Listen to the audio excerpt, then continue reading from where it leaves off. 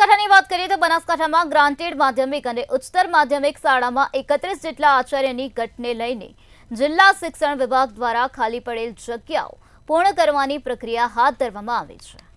9 ઓગસ્ટથી લઈ 17 ઓગસ્ટ દરમિયાન એપ્લિકેશન કરવાની પ્રોસેસ ચાલુ કરવામાં આવી છે। 21 ઓગસ્ટ સુધી એપ્લિકેશન વેરિફિકેશન કરી તેને ગાંધીનગર મોકલી જિલ્લા વાઇઝ મેરિટ યાદી બનાવવામાં આવશે। મેરિટના આધારે ઉમેદવારને 10 શાળાઓની પસંદગી કરવામાં આવશે। ત્યારબાદ આચાર્યની પસંદગી કરવામાં આવશે।